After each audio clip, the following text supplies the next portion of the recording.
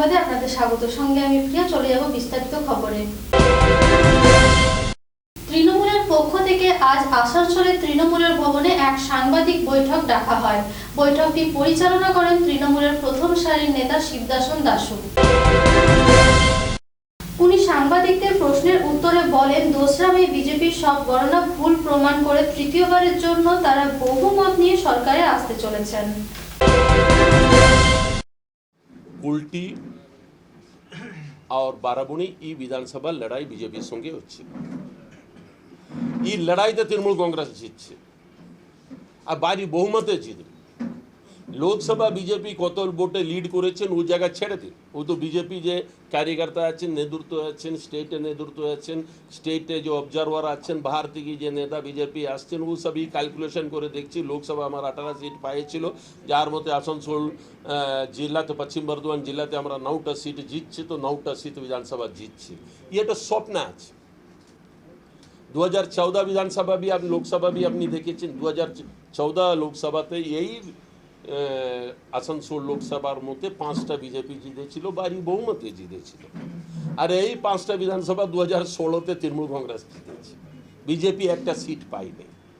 আর same condition এখন আসবে আপনাকে 2021-এ। আপনি দেখবেন তৃণমূল কংগ্রেস আপনার এই 9টা সিট আছে, 9টা সিট বাড়ি বহুমতে জিতবে আর বিজেপি শূন্য হবে। রাজ্য রাজনীতি সেলিব্রিটি প্রার্থীদের ভিড়ে সরগরম। আজ রবিবার সকালে আসানসোল দক্ষিণের তৃণমূল প্রার্থী সায়নী ঘোষ এক র্যালির মাধ্যমে বেরিয়ে পড়েছিলেন প্রচারে।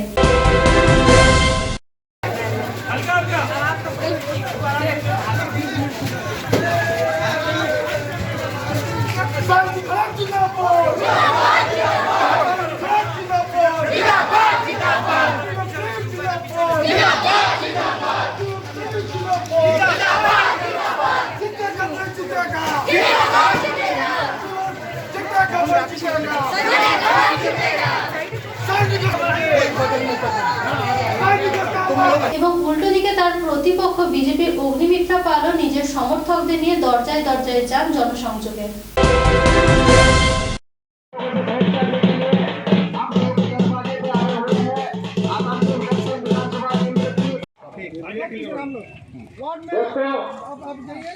आप लोगों से आशीर्वाद लेने के लिए, आप लोगों से भेंट करने के लिए आप लोग आए हुए हैं।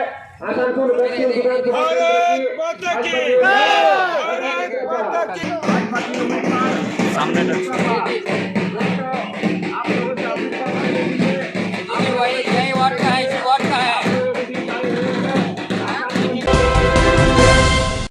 যেখানে 2011-এ সারা বাংলা সবুজ আবিরে রাঙিয়ে গেছিল, সেখানে কিন্তু জামুরিয়া নিজের গড়কে আগলে রেখেছিল সিপিআইএম। প্রায় দীর্ঘ 44 বছর ধরে এই সিটটি বামফ্রন্টের হাতছাড়া হয়নি। জেতার ব্যাপারে 100% আত্মবিশ্বাসী জামুরিয়ার তথা বাংলার ডাকসাইটে সিপিআইএম নেতা মনোজ দত্ত।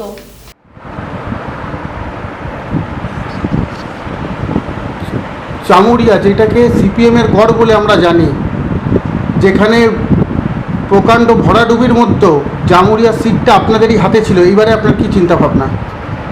জামুরিয়া সিট এবারেও আমাদের হাতে থাকবে। সংযুক্ত মোর্চার প্রার্থী কমরেড ঐশী ঘোষ জিতবেন। জামুরিয়াতে মনে করছেন যে কী কী উন্নয়ন এখনো বাকি আছে বা স্তব্ধ আছে, যেখানে আপনাদের সরকার ছিল না? জামুরিয়ায় 10 বছরে কোনো উন্নয়ন তৃণমূলের গভর্নমেন্ট করেনি। এখানে সবচেয়ে বড় জরুরি সেটা হচ্ছে কারখানা, শিল্প। আমরা 2টো শিল্প ছেড়ে গেছিলাম, করা যায়নি। সেই সময় সরকার চলে গেছিল। ভিডিওকন কারখানা দরবারডাঙ্গায় এবং হিজলগড়ায় রেশমি সিমেন্টের কারখানা। দরবারডাঙ্গায় সব হয়ে যাওয়ার পর কাজ চালু করেনি। আর হিজলগড়ায় রেশমি সিমেন্টের বাউন্ডারি ওয়াল হয়ে আছে, জামুরিয়ায় তাদের অফিস আছে, কিন্তু কারখানাটা তারা করেনি।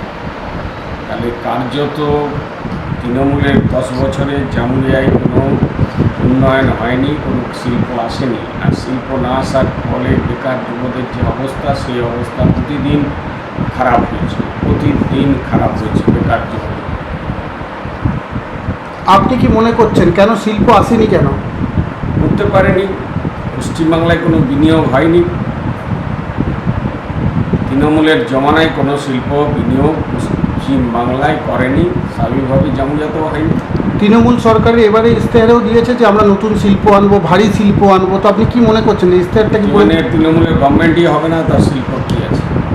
গাছে কাঁঠাল গমে তেল।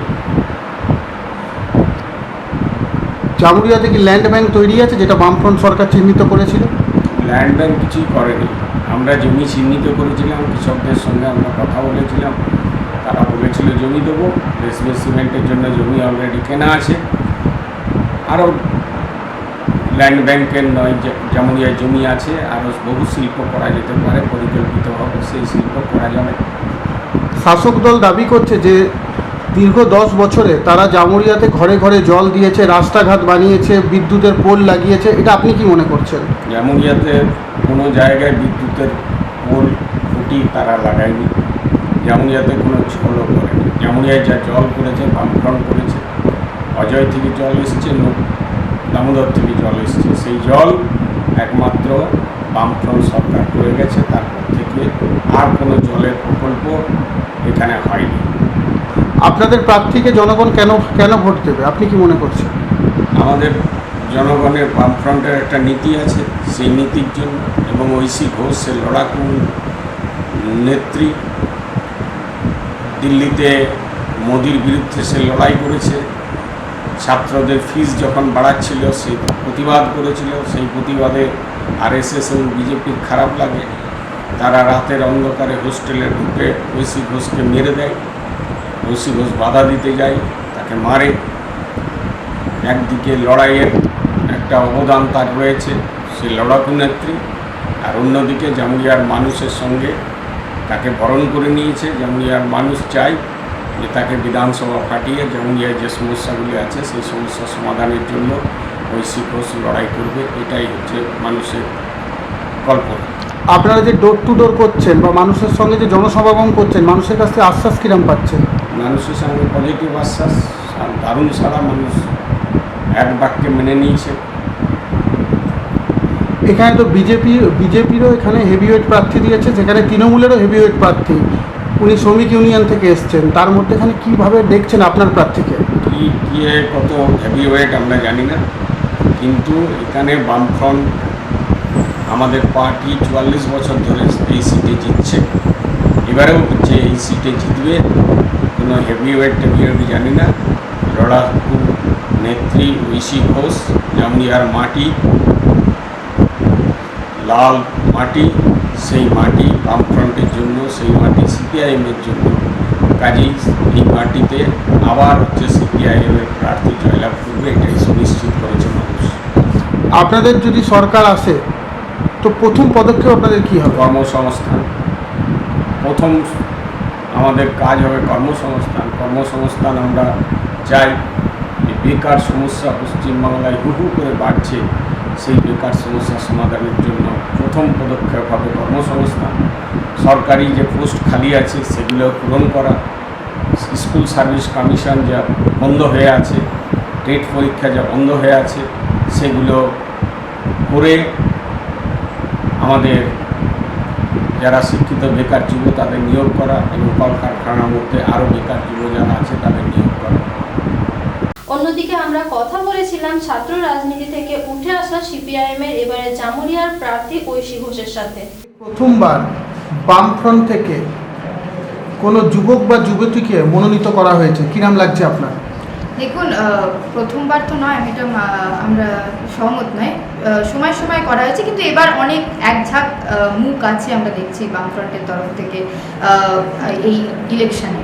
কিন্তু ব্যাপারটা এটাই হচ্ছে, যেমন ইয়াং মুখ আছে যারা রিপ্রেজেন্ট করছে এই সময় দাঁড়িয়ে থেকে, এক্সপিরিয়েন্সড মুখও আছে, সেলিমদা থেকে কান্তিদা সবাই আছেন এক্সপিরিয়েন্স মুখ, ফুয়াদদা।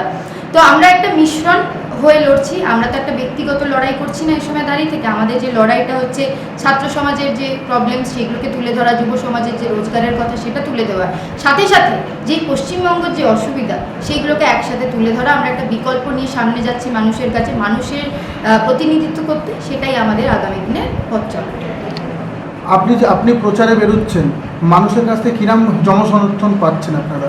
খুবই ভালো, ভীষণ পজিটিভ। মানুষ বেরিয়ে আসছেন খুব ভালোভাবে, পজিটিভলি বেরিয়ে এসে এটাই বলছেন যে যেভাবে তৃণমূল দুর্নীতি চালিয়েছেন এই গোটা 10 বছর, মানুষ সেটা চায় না, তারা অতিষ্ঠ। সন্ত্রাস যেভাবে জামুরিয়া অঞ্চলে চালানো হয়েছে, পৌরসভা থেকে পঞ্চায়েতের ভোট লুট করা হয়েছে, মানুষ বলছে সার্বিক উন্নয়নকে রুখে দাঁড়ানো হয়েছে।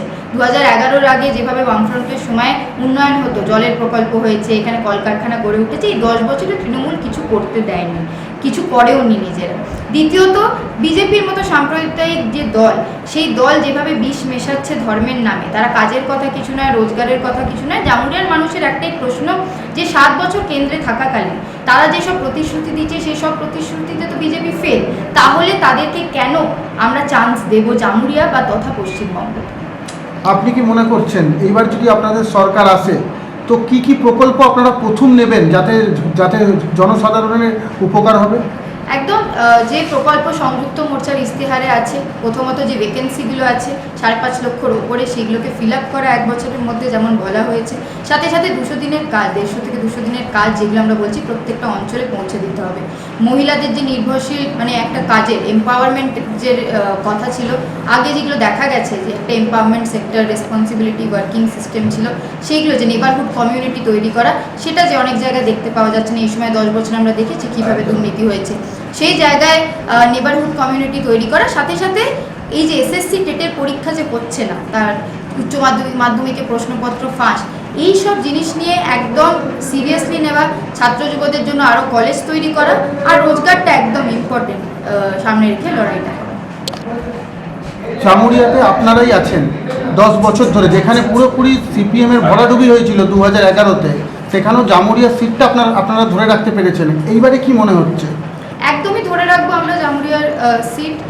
শুধু জামুরিয়া নয়, পশ্চিম বর্ধমানে আমরা পুরোপুরি দেখতে পাচ্ছি এবার যেভাবে সংযুক্ত মোর্চার জন্য রেসপন্স, আমরা খুব ভালো ফলাফল করব।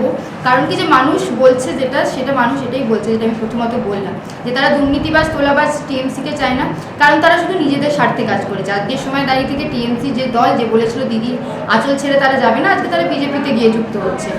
তাই জন্য মানুষের ভরসা এরকম দল বদলু লোকেদের মধ্যে নেই।